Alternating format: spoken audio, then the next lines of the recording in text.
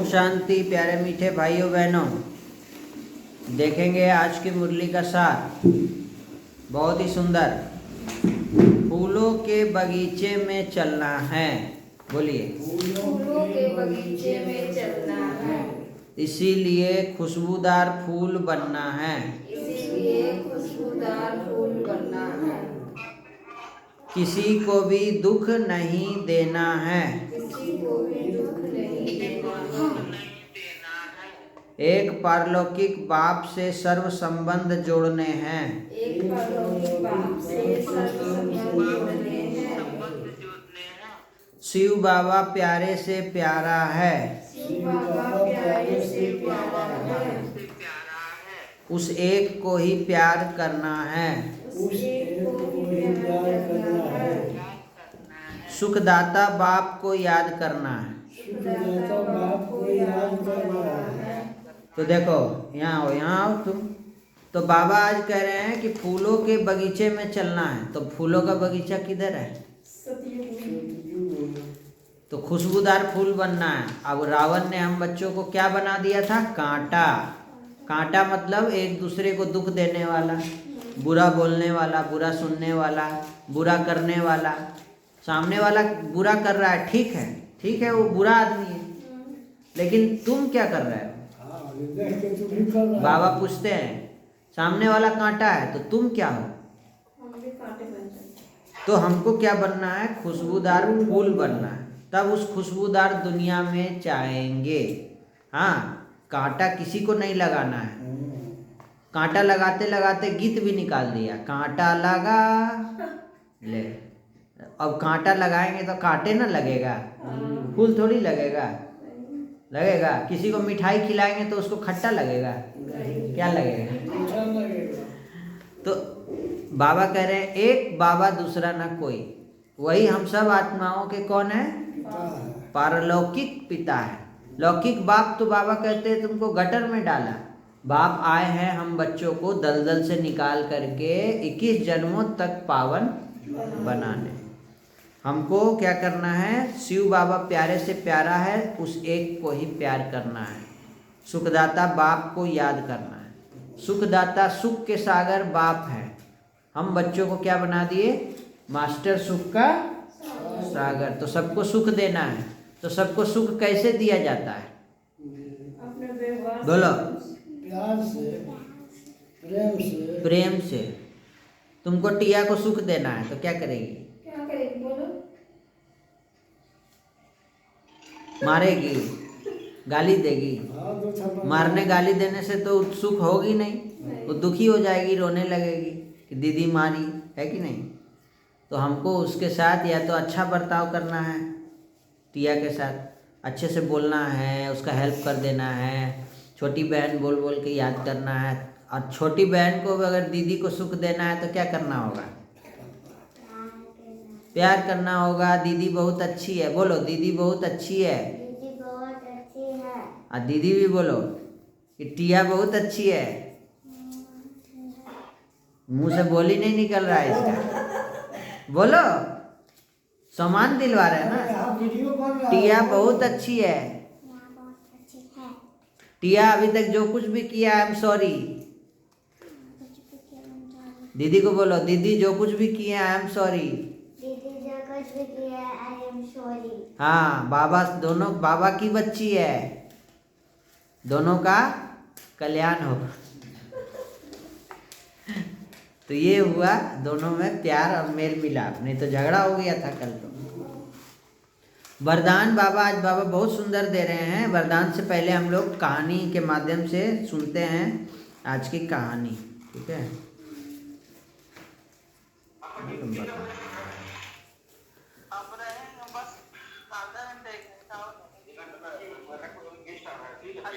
अरे भैया, आज का कहानी है विश्वास की परीक्षा। हरिद्वार का पावन तट था। पतित पावनी माँ गंगा अपने पूरे वेग और कलकल निनाद के साथ बह रही थी। घाटों पर श्रद्धालुओं का तांता लगा हुआ था। हर हर गंगे, हर हर महादेव के जयकारों से आकाश गूंज रहा था। स्वयं देवाहिदेव महादेव और जगत जननी माँ पार्वती मानवीय रूप धारण करके इस कोलाहल के बीच भ्रमण कर रहे थे। माँ पार्वती की दृष्टि उन हजारों लोगों पर पड़ी जो गंगा में डुबकी लगाकर बाहर आ रहे थे। उनके शरीर गीले थे और माथे पर चंदन था और मुख पर मंत्र था, किंतु माँ पार्वती तो अंतर्यामी थी ना, वे मनुष्यों के भीतर झांक सकती थी। उन्होंने बड़े आश्चर्य और वेदना के साथ महादेव से पूछा कि हे प्राणनाथ, देखिए सहस्त्रों मनुष्य गंगा में स्नान करके निकल रहे हैं। शास्त्रों में तो गंगा को पाप नाशिनी कहा गया है, फिर भी इनके चेहरों पर वो तेज क्यों नहीं है? इनके चित्त अभी भी काम, क्रोध, लोभ, मोह, अहंकार, पाप से मलिन क्यों दिखाई दे रहे हैं? स्नान करने के बाद भी इन लोग के मन मैला क्यों है? क्या कलयुग में गंगा का सामर्थ्य क्षीण हो गया है क्या? तो शिव जी मंद मंद मुस्कुराए और बोले, हे प्रिय, हे पार्वती, गंगा का सामर्थ्य आज भी वही है, अनंत काल तक वही रहेगा। समस्या गंगा में नहीं है, स्नान करने वालों में है। इनमें से किसी ने भी वास्तव में गंगा स्नान किया ही नहीं है, तो भला पाप कैसे धुलेगा? पार्वती जी ने विस्मित होकर कहा, आप ये कैसी पहेली बुझा रहे हैं प्रभु? अभी तक इनके वस्त्रों से जल टपक रहा है, शरीर भी नहीं सूखा है, और आप कहते हैं इन्होंने स्नान ही नहीं किया। तो महादेव ने गंभीर स्वर में कहा, ये केवल जल में शरीर भिगो कर आए हैं, मन को नहीं डुबोया है। चलो तुम्हें इसका प्रत्यक्ष प्रमाण देता हूँ। अगले दिन महादेव की लीला से आकाश में घने काले बादल छा गए। मूसलाधार वर्षा होने लगी। हरिद्वार की गलियां पानी से लबालब हो गई और रास्तों पर गहरा लपटीला कीचड़ जमा हो गया। एक चौड़े रास्तों के बीच बीच में एक एक गहरा गड्ढा था। शिव जी ने लीला रची कि वे एक अति वृद्ध, जर्जर और असहाय बूढ़े का रूप धारण करके उस कीचड़ भरे गड्ढे में जा गिरे। ऐसा प्रतीत हो रहा था कि जैसे कोई राहगीर चलते चलते गिर पड़ा हो, अब निकलने में असमर्थ है। तो माँ पार्वती को उन्होंने एक साधारण चिंतित स्त्री का रूप दिया और गड्ढे के किनारे बिठा दिया। शिव जी ने उन्हें समझाया, देवी, तुम्हें केवल इतना करना है कि आने जाने वालों से सहायता की गुहार लगानी है। कहना कि मेरे वृद्ध पति गिर गए हैं, कोई पुण्य आत्मा इन्हें बाहर निकाल दे। फिर शिव जी ने वह शर्त बताई कि जो इस लीला का सार थी कि जब भी कोई मुझे निकालने के लिए हाथ बढ़ाए तो उसे रोक कर कहना, भाई, मेरे पति सर्वथा निष्पाप हैं, इन्हें केवल वही व्यक्ति स्पर्श करे जिसने जीवन में कोई पाप ना किया हो और जो अभी गंगा स्नान से पूर्णतः पवित्र हो गया हो। यदि कोई पापी इन्हें छुएगा तो वह उसी क्षण जलकर भस्म हो जाए। पार्वती जी तथास्तु कहकर किनारे बैठ गई। अब गंगा स्नान करके लौटने वालों की भीड़ आनी शुरू हुई। माँ पार्वती ने करुण स्वर में पुकारना शुरू किया कि हे धर्मपरायण जनों, कोई मेरे वृद्ध पति की रक्षा करो, ये कीचड़ में फंस गए हैं, कोई पुण्य आत्मा इन्हें सहारा दे। तो एक सुंदरी युवती उस अवस्था को देख कई लोग रुके। कुछ के मन में दया आई और कुछ के मन में पाप। कुछ कानून के पचड़े में डर से कतरा कर निकल गए कि छोड़ो, कौन पुलिस का चक्कर में पड़ेगा। कुछ ने उपहास भी किया, अरे बुढ़िया, मरने दे बुड्ढे को, क्यों रो रही है, मजाक बना दिया। फिर कुछ सज्जन और धर्म भीरू लोग भी आए। वे वास्तव में सहायता करना चाहते थे। उन्होंने हाथ बढ़ाया, लेकिन जैसे ही पार्वती जी ने अपनी शर्त रखी कि ठहरिए, यदि आप निष्पाप हैं तभी हाथ लगाइएगा, अन्यथा आप भस्म हो जाएंगे, वे ठिठक गए। उनके कदम पीछे हट गए।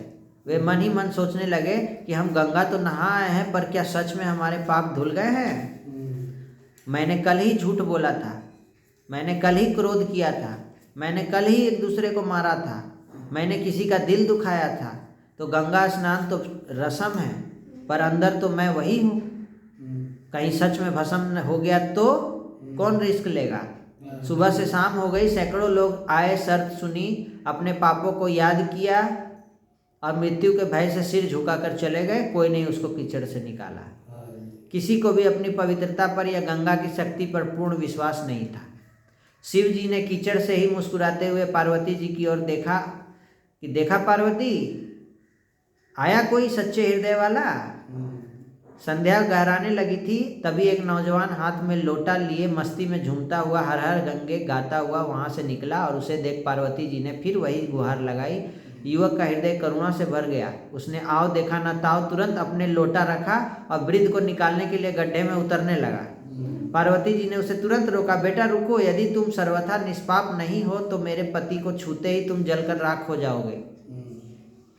यह सुनते ही वह युवक जोर से हंसा। उसके चेहरे पर भय की लकीर तक नहीं थी। उसने दृढ़ता और उत्साह के साथ कहा, माता, ये आप कैसी शंका कर रही हैं? क्या आपको नहीं दिखता कि मैं अभी अभी पतित पावनी माँ गंगा की गोद से नहा कर आ रहा हूँ? अरे गंगा में डुबकी लगाने के बाद भी क्या कोई पाप शेष रह सकता है? गंगा जल का स्पर्श होते ही सारे पाप वैसे ही नष्ट हो जाते हैं जैसे सूर्य के निकलते ही अंधकार। आप निश्चिंत रहें, मैं पवित्र हूँ क्योंकि मैं गंगा पुत्र हूँ। इतना कहकर उस युवक ने पूर्ण श्रद्धा और विश्वास के साथ वृद्ध रूपी शिव जी को अपनी बाहों में भरकर कीचड़ से बाहर खींच लिया। जैसे ही युवक ने उन्हें बाहर निकाला, शिव और पार्वती ने उसे अपना अधिकारी भक्त समझकर अपने वास्तविक दिव्य स्वरूप के दर्शन कराए। शिव जी ने पार्वती जी की ओर देखा और कहा, हे प्रिय, सुबह से जितने लोग गुजरे उनमें से केवल इसी एक ने वास्तव में गंगा स्नान किया है, बाकी सब तो केवल शरीर धोकर चले गए।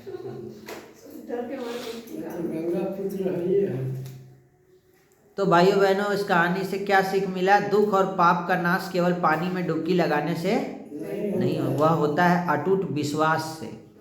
ईश्वर की शरण में आने के बाद मैं शुद्ध हो गया हूँ। जो लोग बिना श्रद्धा के केवल दिखावे और रस्म अदायगी के लिए तीर्थ करते हैं, पूजा करते हैं, वे वैसे ही लौटते जैसे गए थे। फल उसी को मिलता है जिसकी भावना में बल होता है। भोले बाबा की स्तुति। भोले वंदन आपका चरण स्पर्श, मेरी दुनिया आप हो प्रभु, अर्श फर्श से अर्श। हे भोले, दे दीजिए हमको ये वरदान, इंसानों के बीच हम बने रहें इंसान। क्या बोले? इंसानों के बीच बने रहेंगे इंसान। ऐसा वरदान दीजिए कि हम इंसानों के बीच इंसान बने रहें। जैसा है प्रभु आपका संतोषी परिवार, वैसा ही कर दो सुखद मेरा भी घरवार। मेरा परिवार भी खुशहाल बना दो, स्वर्ग बना दो।